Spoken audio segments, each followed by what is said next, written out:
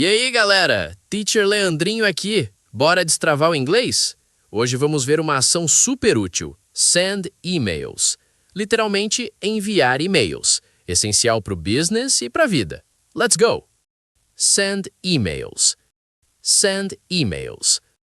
Send emails significa a ação de enviar e-mails. É o que fazemos para nos comunicar no trabalho ou com amigos de outros countries. I should send emails for business. I should send emails for business. The cheerful teacher must send emails to them. The cheerful teacher must send emails to them.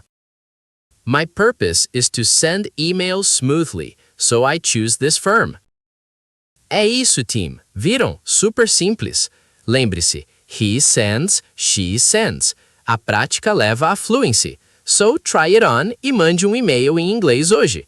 Keep chilling and learning.